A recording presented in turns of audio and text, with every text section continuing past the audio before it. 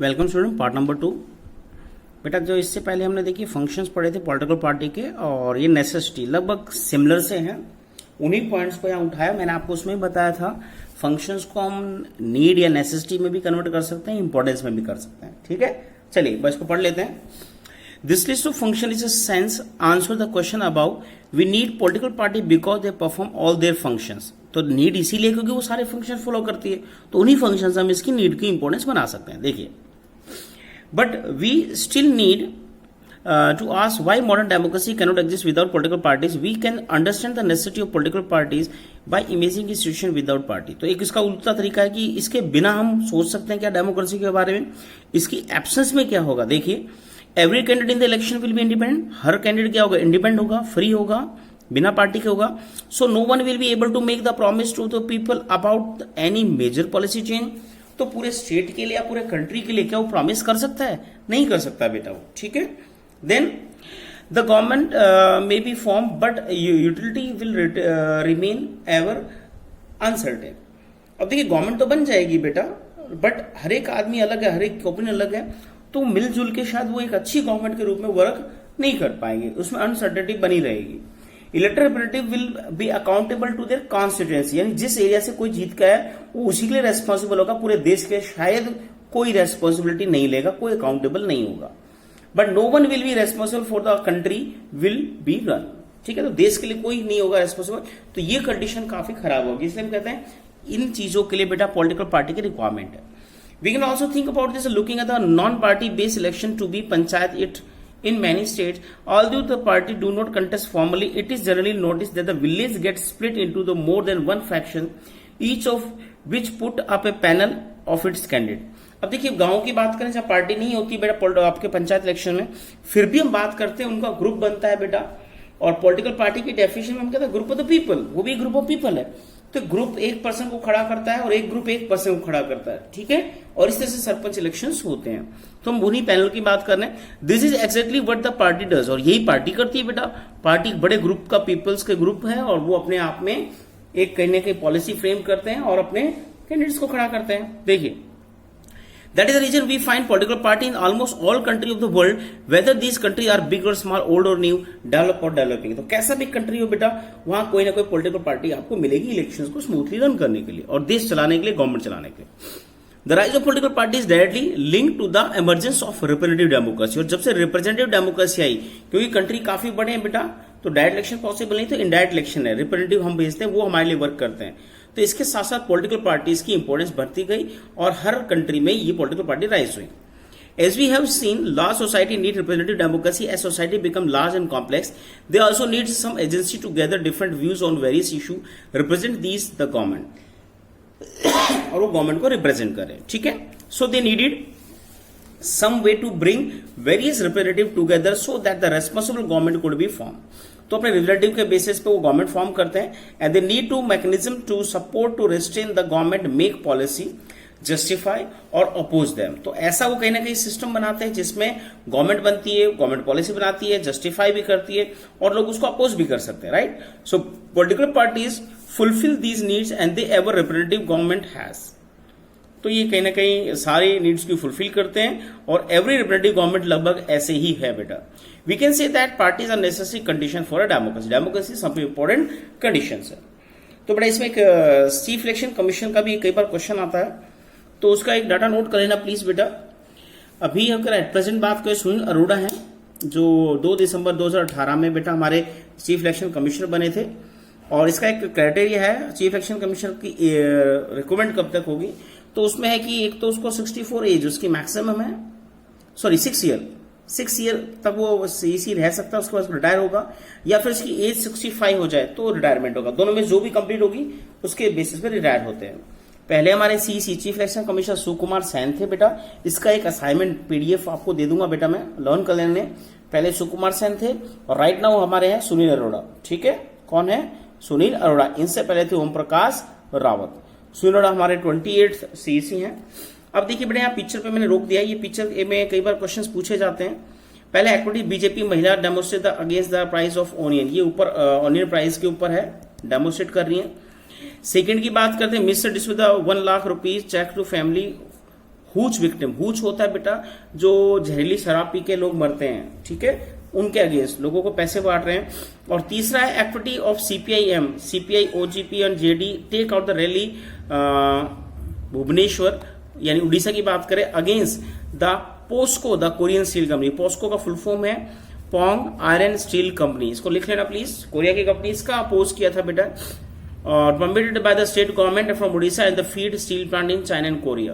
तो यहां से ये कंपनी आयरन ओर को चाइना और कोरिया को फीड करने के लिए प्रोड्यूस करती है, ठीक है। 2015 की बात है, 4th इन वर्ल्ड की 4थे नंबर की कंपनी है बेटा ये, ठीक है। तो काफी इसका बड़ा अपोज किया। और ऊपर एक पिक्चर और दिए बेटा, ये कर्नाटक की है, सेकंड पिक्चर जो हम बात करें ना, चेक दिए थे। तो कर्नाटक में ये तमिलनाडु का इशू है 2008 का, जब बड़ी स्केल पे 180 पीपल्स की डेथ हो गई थी बिकॉज ऑफ इलिकेट लिकर, यानी जहरीली शराब की वजह से, ठीक है। चलिए, तो इनको कर लिया हमने, आगे चलते हैं।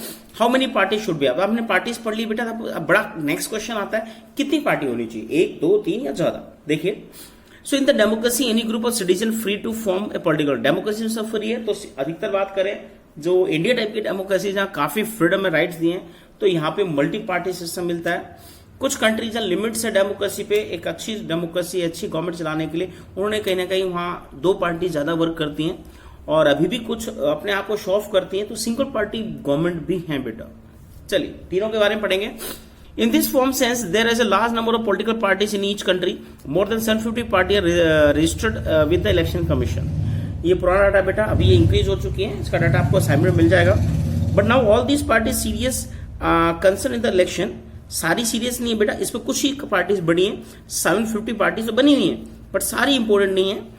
यूजुअली ओनली ए हैंडफुल मीन्स कोई 10, 15, 20 पार्टी है जो कहीं ना कहीं अपना रोल प्ले करती है।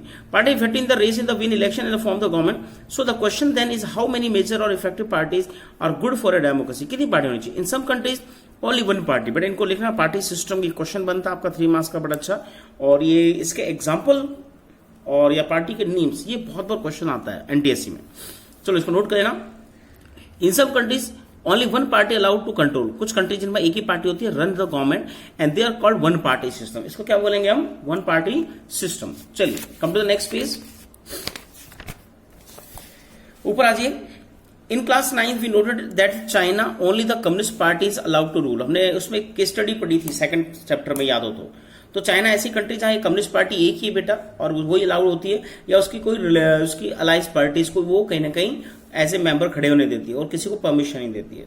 चाइना के अलावा हम बात करते हैं, ऊपर पे देखिए लिखा है बेटा, that is North Korea, Iraq. इन 2 की बात करें, यहां भी सिंगल पार्टी सिस्टम ही है, और जो चाइना में जो गवर्नमेंट है वो पीपल लिबरेशन पार्टी है, ठीक है। चलिए, although legally speaking people are free to form political parties, it does not happen because the electoral system does not permit free competition for power. अब वहाँ लॉज तो ऐसे बने कि सभी फ्री हैं, बट बेटा इलेक्शन जो वहाँ सिस्टम है वो इस कंपटीशन को, फ्रीली कंपटीशन को कहीं ना कहीं अप्लाई नहीं करने देता है। We can not consider the 1 party system as the good option because this is not a democratic option. तो इसको हम डेमोक्रेटिक एक अच्छा ऑप्शन नहीं मानते बेटा सिंगल पार्टी, क्योंकि एक ही पार्टी के 5 मेंबर, आप मेंबर बदलते रहोगे पर पार्टी की पॉलिसी या पार्टी को नहीं बदल सकते, गवर्नमेंट को नहीं बदल सकते, right. Any democratic system must allow at least 2 party. एक डेमोक्रेटिक सिस्टम की बात की 2 पार्टीज होनी चाहिए, इसको हटा के उसको ला सके, उसको हटा के उसको, यानी जो रूलिंग गवर्नमेंट है उसको हारने का चांस हो। चांस कब होगा, जब उसका कोई ऑपोजिशन हो, ठीक है। तो एटलीस्ट 2 पार्टी सिस्टम होना चाहिए।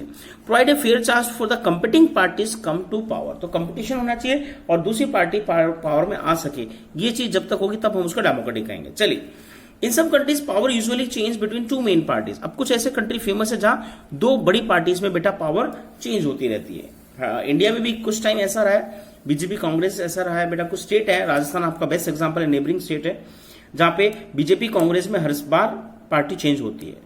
और नेशनल लेवल पे हम बात करते हैं, स्टार्टिंग में इंडिया में सिंगल पार्टी था, कांग्रेस का रूल था बेटा, सेंटर में भी हर एक स्टेट में भी। 90 के बाद कंडीशन बदली, मल्टी पार्टी सिस्टम भी आया, राइट। चलिए, several other parties may exist, contest election and win a few seats in the national legislature। तो ये कंडीशन दे रहे हैं, यानी लॉ तो वहां भी है कि सब लोग पार्टी बना सकते हैं, बट 2 बड़ी पार्टी उनकी पावर उनके पास होती है। बाकी पार्टीज हैं थोड़ी बहुत सीट जीत जाती हो, राइट, नेक्स्ट में, बट उनकी इंपॉर्टेंस नहीं है। But only the 2 main parties have the serious chance of the winning majority of the seat to form government. तो इनके पास मेजोरिटी सीट हमेशा इन 2 के पास ही रहती है, कभी इसकी गवर्नमेंट कभी उसकी। तो इसको बोलते हैं 2 पार्टी सिस्टम। सच party system called 2 party system. अब इसमें दो एग्जांपल है बेटा, प्लीज नोट कर लेना। पहला है यूके का, यूनाइटेड स्टेट का, अमेरिका का बात कर रहे हैं तो यहाँ दो बड़ी पार्टी है, पहली रिपब्लिक और दूसरी डेमोक्रेटिक। नोट कर लो प्लीज, इसे कई बार पूछा जाता है एनटीएससी में, रिपीट कर रहा हूं, रिपब्लिक और डेमोक्रेटिक। यूके की बात करते हैं तो यहाँ दो पार्टी है बेटा, एक कंजर्वेटिव और दूसरी लेबर। ये हमेशा कंजर्वेटिव की ज्यादा गवर्नमेंट रही है, लेबर पार्टी की गवर्नमेंट बहुत कम रही है, रहती नहीं है बेटा। और अमेरिका में इनमें बार बार पावर चेंज होती रहती है। चलिए, in several parties compete for power and more than two parties have a reasonable chance to coming to power either on their own stand or alliance।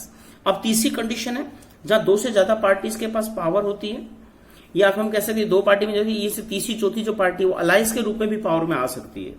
ठीक है, दो तीन पार्टी मिलकर गवर्नमेंट बनाती है, तो ऐसे सिस्टम को बेटा थर्ड पार्टी सिस्टम बोलते हैं, जिसको बोलते हैं मल्टी पार्टी सिस्टम। तो मल्टी पार्टी मीन्स यहाँ अलायंस भी आ जाता है, एक दो अकेली पार्टी गवर्नमेंट नहीं बनाती, एक को मेजोरिटी नहीं मिल पाती है तो दो तीन चार पांच कितनी पार्टी का अलायंस ग्रुप भी गवर्नमेंट फॉर्म करता है। तो ये एक सिस्टम है मल्टी पार्टी। इंडिया में मल्टी पार्टी इंपॉर्टेंट है और डेमोक्रेसी के लिए बहुत अच्छा कहा जाता है, बट इसकी भी कुछ डिमेरिट्स है, पढ़ेंगे आगे। देखो, Thus in India we have the multi-party system. In this system the government is formed by various parties coming together। कई पार्टी मिलकर गवर्नमेंट बनाती है। चलिए ऊपर आ जाइए। सो दैट कोलिशन, तो कोलिशन गवर्नमेंट बनती है। देखिए यहाँ तो वर्ड आएंगे बेटा, कोलिशन, अलायंस, इनको पहले भी हम डिस्कस कर चुके 9th में। कोलिशन होता है इलेक्शन के बाद अगर पार्टीज मिलकर मेजोरिटी बनाती है, यानी किसी को 50+ नहीं, दो पार्टी मिलकर 50+ कर ले, तीन मिलकर 50+ कर ले, तो उसको कोलिशन बोलते हैं। अभी महाराष्ट्र में ऐसा ही कोलिशन हुआ है बेटा। ठीक है, कांग्रेस और वहां की एक और कांग्रेस की छोटी बाई जिससे सेपरेट हुई थी पार्टी शरद पवार की और शिवसेना, तीनों ने मिलकर गवर्नमेंट बनाई, that is coalition government. Election में आमने सामने लड़े थे दुश्मनों की तरह और बाद में कोलिशन बना ली। When several parties in the multi party system join hand for the purpose of contesting election and winning power, it is called alliance. Election से पहले बेटा अगर ज्वाइन ये हाथ मिला ले और अलायंस बना ले तो उसको अलायंस बोलते हैं, और एक फ्रंट, उसको फ्रंट भी कह सकते हैं। ठीक है, ये इलेक्शन से पहले आमने सामने लड़ेंगे, अभी सीट्स को बांट लेंगे। 100 सीट है तो ये होगा कि 3 पार्टी है तो कोई 30, कोई 40, कोई 30 ऐसे बांट लेंगे। ठीक है, तो आपस में आमने सामने लड़ेंगे तो अलायंस बोलते हैं। इलेक्शन से पहले अगर जुड़ जाती है उसको अलायंस या फ्रंट कहा जाता है। इलेक्शन के बाद अगर मिलकर गवर्नमेंट बनाते हैं उसको कोलिशन बोलते हैं। दोनों याद रहेंगे। अब कुछ इंपॉर्टेंट फ्रंट है इंडिया के बेटा, 2004 के हैं, जिसमें एक फ्रंट अभी गायब हो चुका है। देखिए, for example India therefore was such major alliance in 2004। पहले पार्लियामेंट इलेक्शंस की बात करें, नेशनल डेमोक्रेटिक अलायंस, एनडीए बोलते हैं बेटा इसे। क्या बोलते हैं? NDA. And the United progressive alliance, इसको शॉर्ट में यूपीए बोलते हैं। लेफ्ट फ्रंट, तीनों की बात कर रहे हैं। तीनों की डिटेल यहां दी है बेटा, देख लीजिए एक बार। पहला है बेटा नेशनल डेमोक्रेटिक अलायंस, एनडीए बोलते हैं। बीजेपी इसकी बड़ी पार्टी है और इसके अलायंस पार्टीज है। उस टाइम हम बात करते हैं शिवसेना इसका अलायंस पार्टी थी बेटा, अभी से सेपरेट हो चुकी है। महाराष्ट्र में कहीं ना कहीं उसने अलग होकर इससे कांग्रेस से मिलकर गवर्नमेंट बना ली। अगला है यूपीए, इसमें हम कहते हैं कांग्रेस बड़ा दल है, इसके साथ उसका एक सहयोगी दल है। और अभी ये यूपीए जो अलायंस है ये काफी कमजोर होता जा रहा है। लास्ट है सोशलिस्ट एंड कम्युनिस्ट, ये लेफ्ट फ्रंट था बेटा सोशलिस्ट और कम्युनिस्ट का, अब ये बहुत वीक हो चुका है। सिर्फ केरल में इनकी गवर्नमेंट है, बाकी कहीं इनकी गवर्नमेंट है ही नहीं। ठीक है, चलिए अब आते हैं वापस। So the multi party system often appear to very messy and lead to political instability. हम इसके देखिए इसका डिमेरिट आ गया, मैसी है, बड़ा गचपच होता है बेटा, किसी एक कोई बड़ा नेता नहीं होता, कोई डिसीजन नहीं लिए जाते हैं, पॉलिटिकल इंस्टेबिलिटी भी नहीं रहती, यानी एक पार्टी भी छोड़ के भागेगी, मेजोरिटी खत्म हो जाएगी और गवर्नमेंट डिसॉल्व हो जाएगी, गिर जाएगी गवर्नमेंट, नए इलेक्शंस होंगे।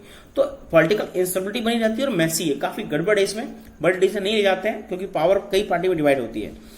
At the same time, this system allows the variety of interest and the opinion to enjoy political representation। अब इसका पॉजिटिव पॉइंट दिया है कि बेटा मैक्सिमम लोगों को, मैक्सिमम पार्टी अलग अलग एरिया से आएंगी, मिलकर अगर सरकार बनाई है तो अधिकतर इंटरेस्ट ओपिनियन को बेटा एंजॉय होता है, पॉलिटिकल रिप्रेजेंटेशन, सबको रिप्रेजेंटेशन मिलता है, सबको गवर्नमेंट बनाने का मौका मिलता है मल्टी पार्टी सिस्टम में।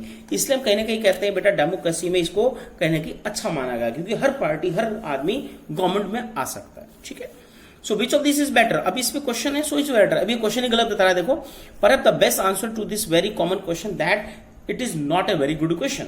अब ये सीधी बात है, हर देश की बेटा कंडीशन अलग है।